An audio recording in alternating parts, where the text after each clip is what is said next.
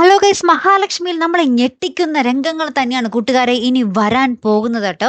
നമുക്ക് ഇന്നത്തെ എപ്പിസോഡിൽ കാണുവാൻ സാധിക്കുന്നുണ്ട് നമ്മുടെ അനന്തവും ലേഖയും കണ്ണനും സാഗറും കൂടി നമ്മുടെ അനന്തുവിന്റെ വീട്ടിലുണ്ട്. ശേഷം നമ്മുടെ മഹാലക്ഷ്മി അവിടെ നിന്ന് വിളിപ്പിക്കുന്നുണ്ട് ഇങ്ങോട്ടേക്ക് നമ്മുടെ അനന്തുവിന്റെ വീട്ടിലേക്ക് വരാൻ വേണ്ടി. അപ്പൊ നമ്മുടെ മഹാലക്ഷ്മി വരുമ്പോൾ ഇവിടെ എല്ലാവരും ഉണ്ട്, സാഗറും കണ്ണനും അനന്തവും ലേഖ എല്ലാവരും ഉണ്ട്. അപ്പൊ നമ്മുടെ അനന്തവും ലേഖയാണെങ്കിൽ നമ്മുടെ കണ്ണന്റെ അടുത്ത് പറയുന്നുണ്ട്, ഇനി അവളായിട്ട് നീ ജീവിക്കരുത്, അവൾ എങ്ങോട്ടെങ്കിലും പറഞ്ഞു വിട്ടേക്കുന്നൊക്കെ പറഞ്ഞ നമ്മുടെ അനന്തവും ലേഖയും ഭയങ്കര കട്ടക്കലിപ്പൊക്കെ തന്നെ ആട്ടോ. അപ്പൊ നമ്മുടെ സാഗർ എപ്പോഴും ഇങ്ങനെ പറഞ്ഞുകൊണ്ടിരിപ്പുണ്ട്, ഓ ഇനി ചേച്ചി വരുമ്പോൾ ഇനി കഥ എങ്ങനെ വളച്ചൊടിക്കുമെന്ന് എനിക്ക് അറിയാൻ പാടില്ല എന്നൊക്കെ, എനിക്ക് പേടിയാകുന്നു സാറേ എന്നൊക്കെ പറഞ്ഞ് കണ്ണന്റെ മുന്നിൽ ഭയങ്കര അഭിനയമായിരിക്കും കേട്ടോ. ഇനിയായിരിക്കും ഒരു വൺ ട്വിസ്റ്റ് വരാൻ പോകുന്ന കേട്ടോ കൂട്ടുകാരെ.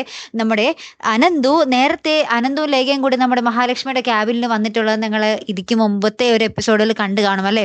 ആ ഒരു സമയത്ത് നമ്മുടെ അനന്തു അവിടെ ആരും കാണാത്ത ഒരു ക്യാമറ വെച്ചിട്ടുണ്ടായിരുന്നു. ആ ക്യാമറയിലൂടെ ആ ക്യാബിനിൽ നടന്ന കൃത്യം കാര്യങ്ങൾ നമ്മുടെ അനന്തു അറിഞ്ഞിട്ടുണ്ടാകും.